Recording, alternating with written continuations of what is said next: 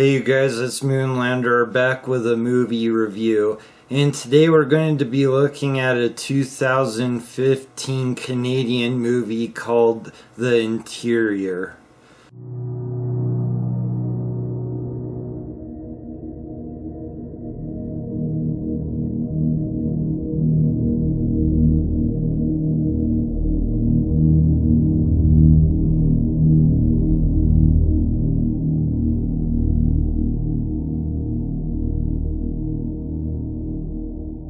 This movie is directed by Trevor Jarras. Now, this was suggested to me by Art Vandelay, and I rented it on Amazon in standard definition for $3.99. So the opening scene of this movie takes place in a doctor's office. And you see a guy sitting there kind of staring at the floor, and then this really intrusive rap music plays, and then it cuts off suddenly. And then the doctor comes in, and he's there to see the doctor because two of his fingers on each of his hands are numb. He has double vision and headaches. And the doctor wants him to get an MRI. After she gives him the slip for his next appointment, she confronts him about being high. And at first he doesn't seem willing to admit this, but she points out how it smells like weed in there. And he's also holding a partially smoked joint.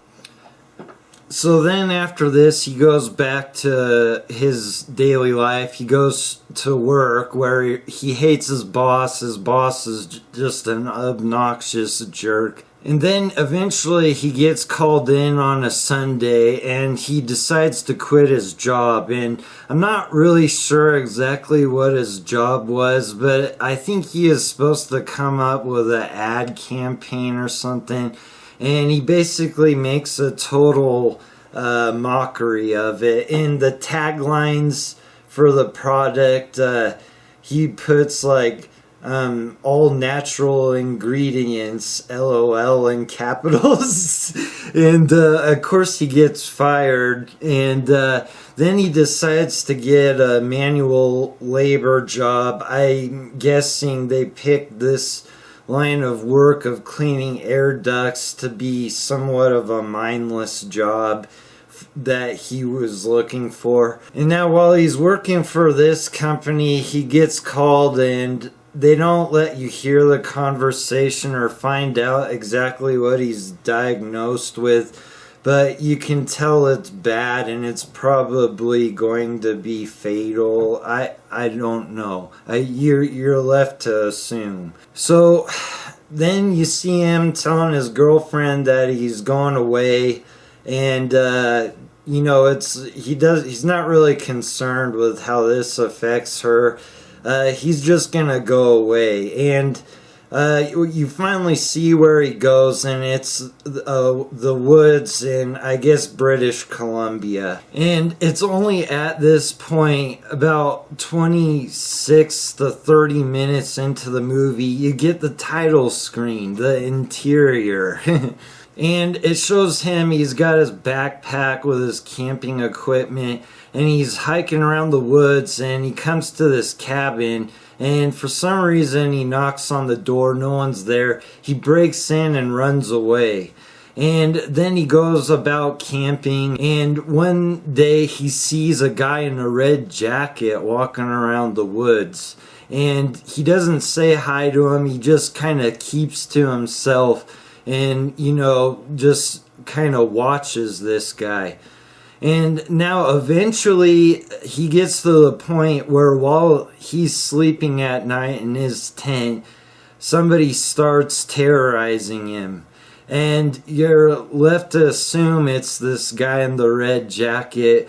But as the movie goes on, you're left to wonder what exactly is going on. The things I liked about this movie is I thought the first half an hour of this movie was hilarious. And I thought the main character, played by Patrick McFadden, was done amazingly, and I thought he did an awesome job.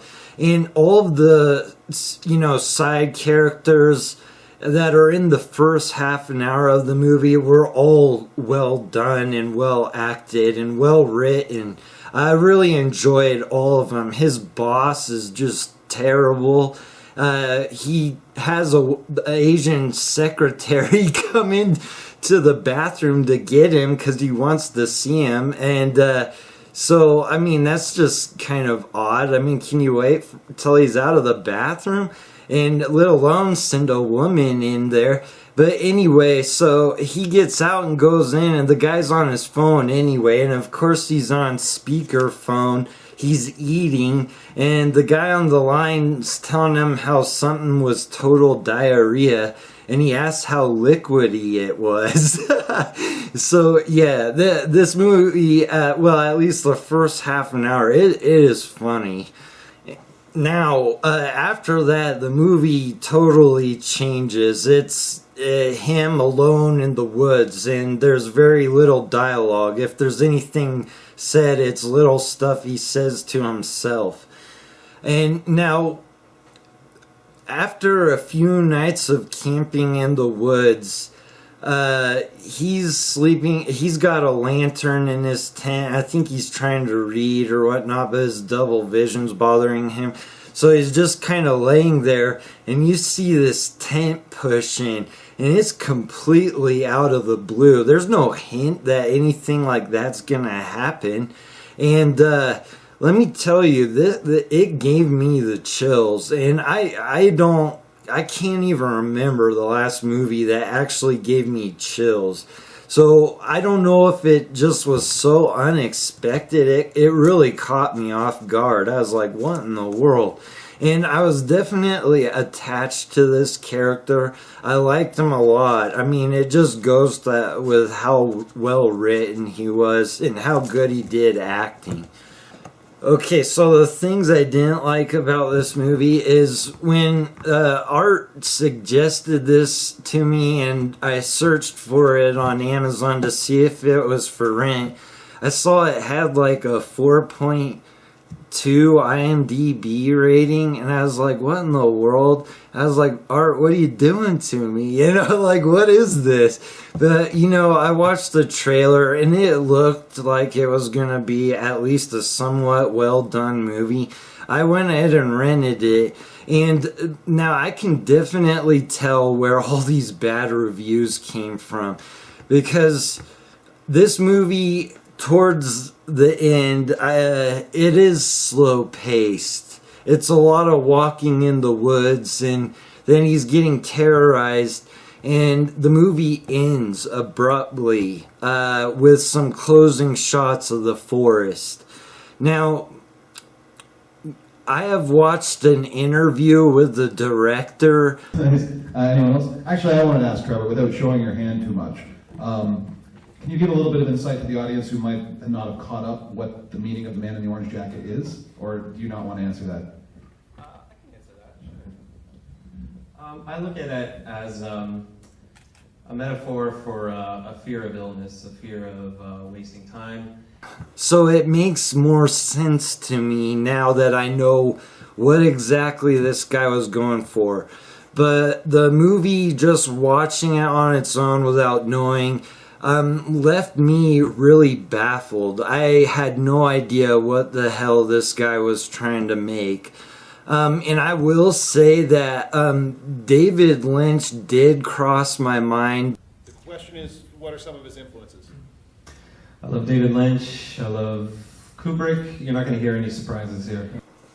So my final thoughts on this movie is, after watching the interview and hearing what the guy in the red jacket was supposed to mean, I found the movie to be more enjoyable, and I wasn't really sure why it was left. I mean, it makes sense, but I have to keep in mind when I finished watching it, it was a little irritating. And now I looked him up on IMDb to see what he has done and what he is doing. And before this, it looked like he had just made some short films. And sadly to say, he doesn't appear, at least according to IMDb, to be working on anything. I found that to be disappointing. So I have to say, overall, I really did enjoy this movie. I wouldn't say it's for everyone. I think if you have a little bit of an understanding of what is exactly trying to be portrayed before you watch it, it would definitely make the movie more enjoyable. So I'm going to give this movie an 8 out of 10.